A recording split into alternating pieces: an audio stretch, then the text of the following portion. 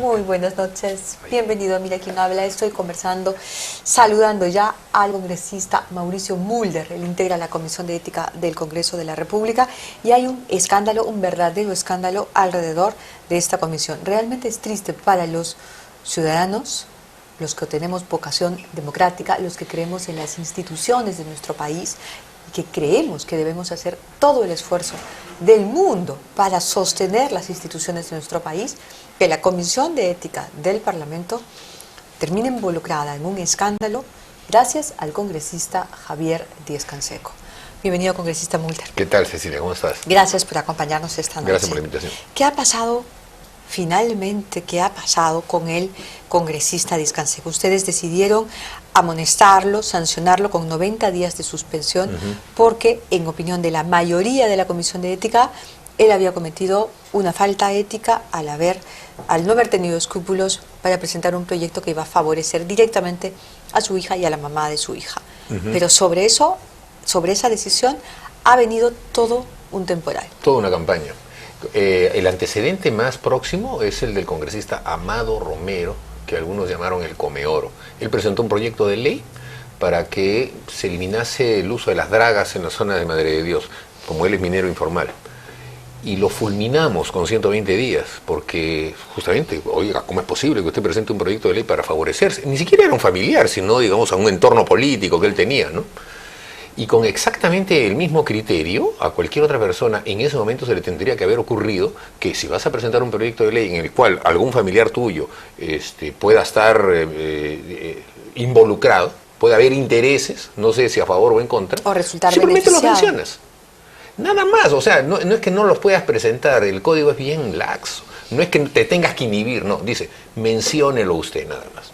Con ese antecedente, yo creo que una persona como Javier Díaz-Canseco y cualquier otro parlamentario sabría que lo tendría que haber hecho, no lo hizo. Él nunca advirtió que ese proyecto de ley beneficiaba directamente a sus familiares. Hasta que salió un reportaje de prensa, como siempre sucede, ¿no? Entonces ya sale la prensa, denuncia y entonces empieza a decir, bueno, sí, que no sé qué.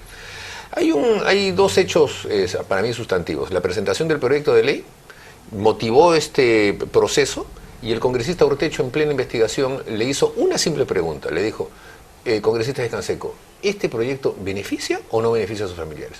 Sí, contestó él, beneficia. Punto. Entonces era suficiente versión como para poder determinar que la presentación de un proyecto de ley que tenía un interés particular tenía que ser considerada por la Comisión de Ética. ¿Qué vamos a hacer? Es decir, no, porque en realidad no tuvo la intención, se equivocó. Eso hubiese sido buscarle tres pies al gato y hubiese sido completamente injusto con el criterio que hemos venido aplicando en la comisión. Con los demás. Hemos sancionado a personas con eso, ¿no?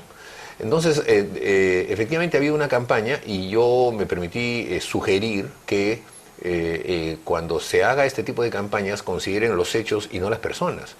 Porque al congresista Amado Romero, por ser cholito, no saber defenderse, no tener experiencia política, lo hemos fulminado y todavía le pusieron un apodo Comeoro, como si el oro se comiese. Y al congresista Díaz-Canseco, que tiene apellido compuesto, que tiene acciones de la Bacus, nada menos, ¿no? A pesar de ser un luchador socialista, etcétera, no, ese no lo toquen, ¿no? Es una confabulación aprofujimorista que lo que busca es desprestigiar sus luchas en favor de la honestidad y en contra de la corrupción. Entonces, hay una megalomanía alrededor de ciertos dirigentes de la izquierda. Se quieren apoderar de los conceptos de honestidad y de dedicación al pueblo, y los demás son todos o mafiosos, o están al lado de los explotadores, o están al lado de los que quieren la injusticia social. Por favor. O sea, tener acciones de la Bacus no es ciertamente una vinculación excesivamente socialista, que digamos, ¿no? De una cervecera. Entonces, pongamos las cosas en su lugar. Y cuando yo escucho las declaraciones del congresista Sergio Tejada, que es presidente de la megacomisión, en una defensa cerrada de quien es su amigo, su aliado, su compañero, lo que fuera, entonces yo pregunto, ¿por qué el congresista Tejada le ha levantado el secreto bancario a 200 personas sin hacerles una sola imputación? Muchas de esas personas ni siquiera sabían que no han sido mencionadas jamás en ningún caso en los periódicos, pero él les ha levantado el secreto bancario para ver qué encuentra. O sea, él ha decidido hacer una investigación de esta índole. Me voy a meter a tu casa, voy a revisar qué hay debajo de la cama, qué hay en tu baño, qué hay en todo, y algo encontraré, y entonces eres culpable. Esa persona está diciendo que el congresista Javier Díaz-Canseco, por haber presentado un proyecto de ley que favorecía a su esposa y a su ex esposa y a su hija, de quienes tenía además un poder para actuar en favor de ellas, no pasa nada. Entonces, las cosas no hay que medirlas con doble rasero en la política. Ahora, ha habido todo un concierto alrededor de este tema, se ha buscado tener un dictamen en minoría que también tenga 3 firmas y bloquear el tema. Cuando tengamos una reunión, el congresista Castañino, al quien le hicieron firmar y después se retiró su firma, nos explicará qué pasó. Eso queremos que nos puntualice. El congresista Castañino emitió un comunicado a la opinión pública diciendo: yo firmé un dictamen que me dijeron que era el dictamen final. Me lo dijo Díaz-Canseco. Y cuando yo me enteré que no era el dictamen final, entonces lo llamé a Díaz-Canseco y le dije: oye, retira mi firma. Y Díaz-Canseco me dijo: no, ese documento ya está roto, ya lo hemos roto. La primera pregunta es: ¿cómo Díaz-Canseco podía tener él el dictamen, él el informe, aunque sea el final o el no final, si él era el investigado? ¿Cómo se manejan las cosas en el Congreso? Esperamos respuestas sobre esos temas, porque sería completamente irregular, ¿no? No creo, yo creo que Humberto Olaya es una persona que ha trabajado con mucha honestidad y es un hombre que tiene muchos escrúpulos. Yo creo que es un informe que ellos pretendían imponerlo seguramente a la comisión y fueron Tejada diciendo este va a ser, ¿no? Tejada ha dicho que Castañino, de Perú Posible, sabía que se trataba del dictamen, de qué se trataba el dictamen que firmó y conocía el tenor del documento que suscribió y de ninguna manera fue sorprendido. Entonces, eso confirmaría entonces que Díaz-Canseco poseía el dictamen original, eso lo dice Tejada. Sí, lo ha dicho hoy día Tejada en el diario La Primera. Y yo estoy convencido de que no era el proyecto original, porque el original, cuando lo hemos tenido, tiene distinta redacción y concluye con una sanción muy leve, pero concluye con una sanción. Dice que no tuvo la transparencia suficiente de poder decir las cosas. Es completamente distinto al que se ha señalado ahí. Es más, ahí en ese informe hay evidentes argumentos que solamente se dijeron después que se escucharon los argumentos acusatorios. O sea, que se nota clarito que son respuestas, ¿no? Entonces es obvio que ha sido redactado después. Pero en fin, o sea, yo no veo que este tipo de cosas lo vaya a ayudar. Al contrario, lo perjudica. Como tú señalas, se cometen a veces irregularidades o faltas y por taparlas se van cometiendo otras. Y eso creo que hay que recomendar un poco de calma, de tranquilidad. Estos temas se debaten en el Congreso, en el Pleno, se puede debatir. Hemos visto casos en donde mucho más claramente han habido acciones, a mi modo de ver, francamente detestables, congresistas que tienen sellos que decían que eran economistas y en su vida habían pasado a la universidad, y con el voto han dicho que eso no merece castigo. O sea que al final, a la hora de los votos, pueden salvar, aunque parezca culpable y haya fotografías, porque así es lamentablemente el sistema, ¿no? Pero este es un tema que la opinión pública ya conoce. Y es un congresista como Castañino, que es un congresista igual provinciano, que ha sido sorprendido y que estando fuera se entera que ha sido sorprendido, que su firma ha sido utilizada y protesta. Protesta con la dignidad que debe tener cualquier ser humano y que sobre todo debe tener un representante, y dice que por su honor él va a iniciar un proceso, va a denunciar ante la Comisión de Ética a Díaz-Canseco. ¿Eso procedería o ustedes preferirían primero escuchar a una y otra parte? Bueno, siempre es mejor escuchar, ¿no? Antes de tomar alguna opinión y no adelantarla para que después eso no pueda ser considerado como un vicio del procedimiento y a uno lo quieran tachar o objetar.